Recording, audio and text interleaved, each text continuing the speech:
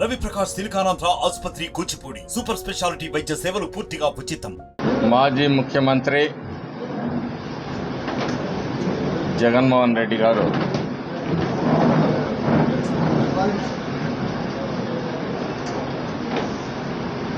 తన సహచరుడిగా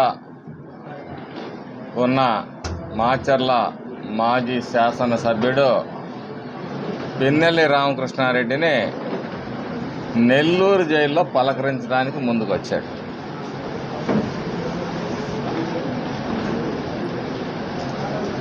ఈ రాష్ట్రంలో ఆయన ముఖ్యమంత్రిగా ఉన్నప్పుడు మరి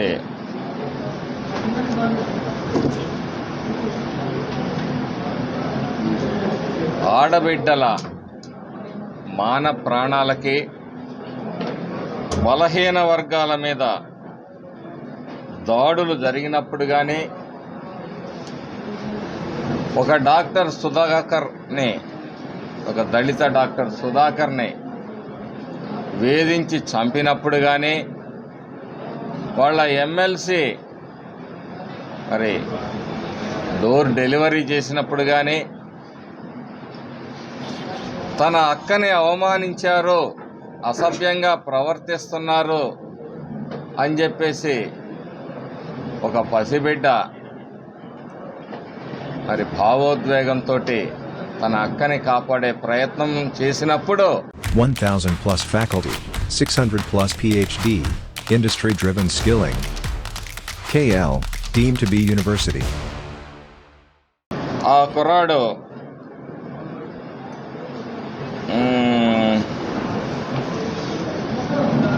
మరి సజీవ దహనం చేసినప్పుడు రేపల్లెలో ఎప్పుడూ బయటికి రాలే మరి ఈ ముఖ్యమంత్రి గారు.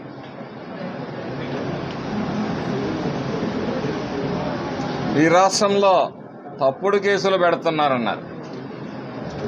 మా అచ్చెన్నాయుడు గారి దగ్గర నుంచి, అయ్యన్న పాత్రుడు గారి దగ్గర నుంచి, దేవినేని ఉమా గారు కావచ్చు, మరి ధూళిపాల నరేంద్ర గారు కావచ్చు, బోండా ఉమా గారు కావచ్చు, ఇలా అనేక మంది మీద చివరికి మా ముఖ్యమంత్రి గారు చేసిన నేరం ఏంటంటే, బలహీన వర్గాల ప్రజలు, చదువుకున్న బిడ్డలు,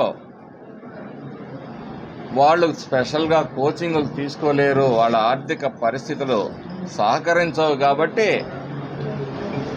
వారికి స్కిల్ డెవలప్మెంట్లో ట్రైనింగ్ ఇస్తే దానిలో వారిని అరెస్ట్ చేసి వారి అధికార మదాన్ని చాటుకున్నారు. అప్పుడెప్పుడు ఈయన బయటికి రాలా. ఈరోజు ఒక నేరస్తుడిని కాపాడటానికి మాత్రం బయటకు వచ్చి శుద్ధులు సూక్తులు చెప్తా ఉన్నాడు, అభివృద్ధి పైన దృష్టి పెట్టమని చెప్తా ఉన్నాడు, హామీల గురించి మాట్లాడుతూ ఉన్నాడు.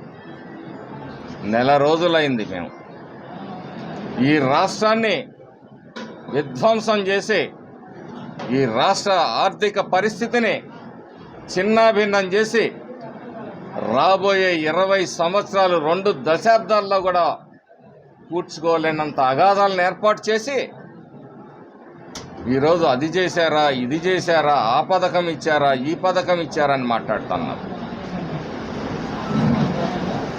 నీ 5 సంవత్సరాల పరిపాలనలో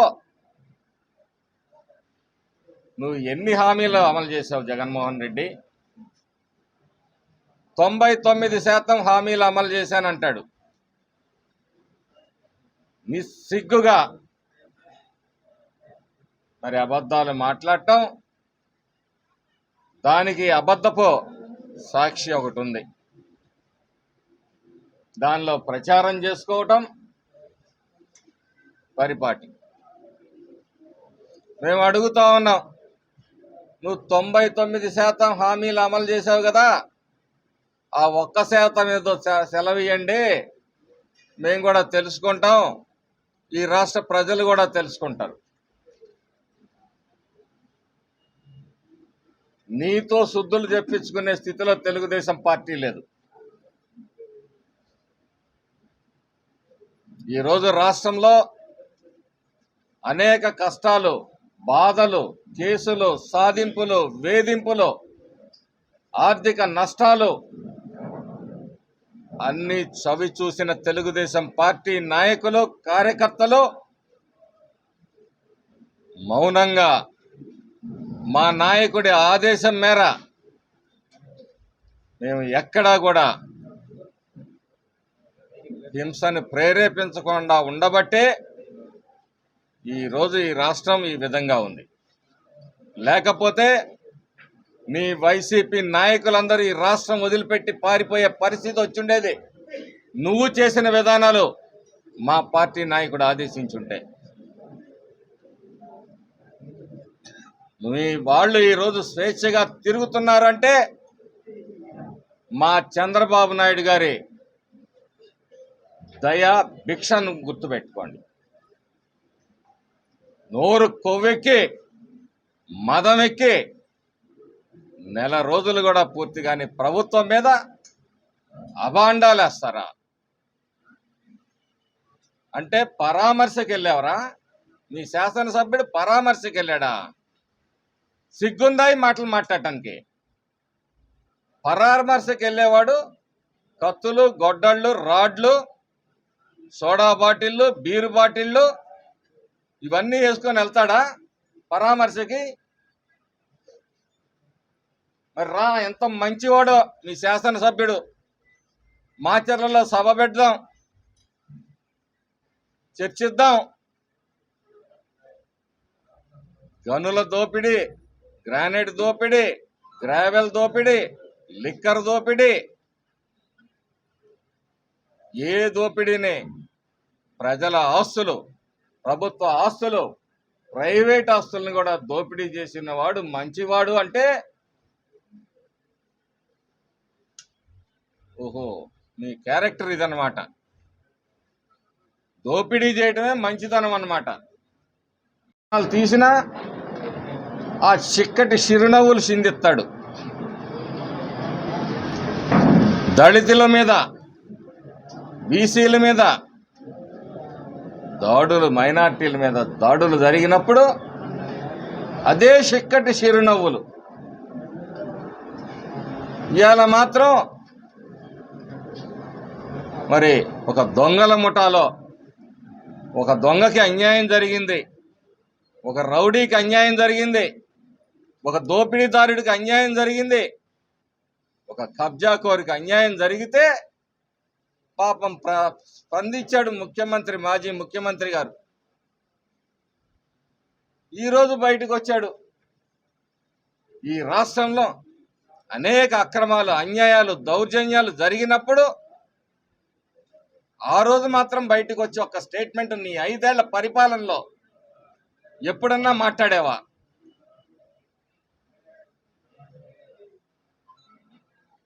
నీతో నీతులు చెప్పించుకోవాల్సిన అవసరం లేదు. ప్రజలు స్పష్టంగా ఇచ్చారు. ఈయన మంచి చేస్తే ప్రజలు ఓడిచ్చారంట. ఏం మంచి చేశావు? నీ యువజన శ్రామిక రైతు పార్టీలో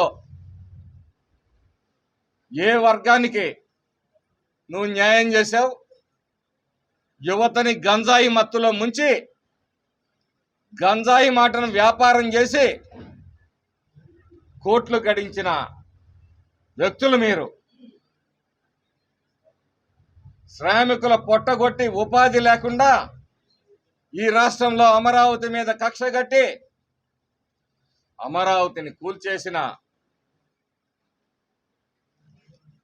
మరి రియల్ ఎస్టేట్ రంగాన్ని కూల్చేశావు. దాని మీద ఆధారపడ్డ భవన నిర్మాణ కార్మికుల పొట్టలు కొట్టావు. రైతుల గురించి మాట్లాడతావు. 20,000 వేయలేదని మాట్లాడతావు. 8.5 లక్షల కోట్లు అప్పులు. ఇంకా ఈరోజు తవ్వే కొద్దీ ఎంత ఆర్థిక లోటు ఈ రాష్ట్రంలో ఉంది, ఎన్ని అప్పులు ఉన్నాయని తవ్వుతున్న కొద్దీ బయటపడుతున్న పరిస్థితుల్లో మరి ఇన్ని కోట్ల అప్పులు చేశావు. ప్రజల నెత్తిన ఇంత రుణభారం వేశావు. అనేక పన్నులు వడ్డించావు. చివరికి చెత్త దగ్గర నుంచి కూడా నువ్వు పన్నులు వేసి ఇదే రైతాంగం కోసం ఈ రాష్ట్రంలో 1 ఎకరాకి నీళ్లు ఇచ్చావా?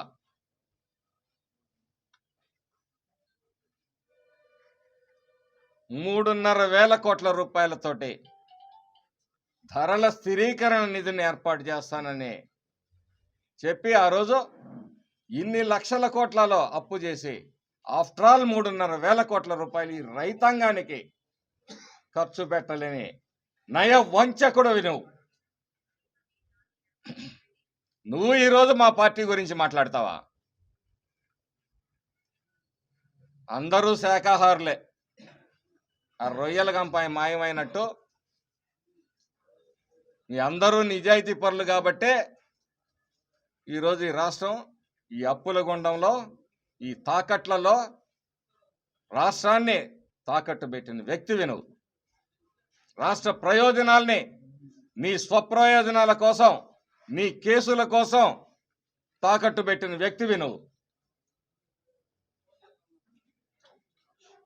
భారతదేశ చరిత్రలో నీలాంటి అధమ ముఖ్యమంత్రి లేడని చెప్పేసి ఈ సందర్భంగా తెలియజేస్తా ఉన్నా. తెలుగుదేశం పార్టీ రాష్ట్ర కార్యాలయాన్ని నీ రౌడీ మూకల్ని పంపించి ఆ రోజు పగలగొట్టించావు. ప్రజల డబ్బుతో ప్రజల కోసం ఏర్పాటు చేసిన ప్రజావేదికని నువ్వు అధికారంలోకి రాగానే మొట్టమొదట చేసిన ఘనకార్యం ఏంటంటే ప్రజల డబ్బుని ఏ విధంగా నష్టపరిచావు అనేది. మాచర్లలో మా పార్టీ ఆఫీసుని తగలబెట్టారు. అప్పుడు కేసులు పెడితే ఈ రోజుకి నీ చర్యలు మరి చేపట్టని పరిస్థితి. ఈ పాత కేసులన్నిటినీ కూడా తిరగదోడుతాం. నీ అవినీతిలో, నీ అక్రమాల్లో, నీ దౌర్జన్యానికి సహకరించిన అధికారులందరినీ కూడా విచారణ ఏర్పాటు చేస్తాం. నువ్వు అనుకున్నట్టు తెలుగుదేశం పార్టీ నీ ఉడత ఊపులకు భయపడే పరిస్థితుల్లో లేదు. మీ అందరూ కూడా ఎవరైతే ఈ రాష్ట్ర ఖజానాని లూటీ చేశారో వాళ్ళందరూ కూడా మళ్ళీ ఒక్కసారి పిన్నెల్లి రామకృష్ణారెడ్డిని పరామర్శ పేరుతోటి అనుమతులు తీసుకొని జైలుకి వెళ్ళండి. అక్కడ పరిస్థితులు ఎలా ఉంటాయో అవగాహన చేసుకోండి. భవిష్యత్తులో మీ అందరూ కూడా జైలుకి వెళ్ళటానికి సిద్ధంగా ఉండండి. మీకు ధైర్యం ఉంటే మాచర్లలో ఒక వేదిక ఏర్పాటు చేద్దాం. ఎన్ని ఆస్తులు కబ్జా చేశాడో, ఎంత గ్రానైట్ దోపిడీ చేశాడో, ఎంత గ్రావెల్ దోపిడీ చేశాడో సజీవ సాక్ష్యాలుగా గుంతలేడు రోజు ఫారెస్ట్ నుంచి రెవెన్యూ దాకా కనపడతా ఉన్నాయి. నీకు ధైర్యం ఉంటే రా మాచర్ల, ఈ సాక్ష్యాలు నేను చూపిస్తాం. గూగుల్ మ్యాప్స్తో సహా చూపిస్తాం. సజీవ సాక్ష్యాలు చూపిస్తాం. మీ శాసనసభ్యుడు బారిన వంచబడ్డ, దోపిడీకి గురి కాబడ్డ వ్యక్తుల్ని ప్రవేశపెడతాం. మీ ఉంగరాల బ్రదర్స్, మీ గుడంబా శంకర్ బ్రదర్స్ దోపిడీని నీ కళ్ళ ముందు నిరూపించడానికి తెలుగుదేశం పార్టీ తరఫున, మాచర్ల ప్రజల తరఫున ఎన్నికైన నేను ఎన్డీఏ కూటమి అభ్యర్థిని సిద్ధంగా ఉన్నాను. మీ చేతనైతే మా సవాల్ని స్వీకరించాల్సిందిగా ఛాలెంజ్ చేస్తా ఉన్నాను. మరిన్ని వీడియోస్ కోసం ఛానల్ ని సబ్స్క్రైబ్ చేయండి. లేటెస్ట్ అప్డేట్స్ కోసం వాట్సాప్ ఛానల్ ని ఫాలో చేయండి. అండ్ లింక్ డిస్క్రిప్షన్ లో ఉంది.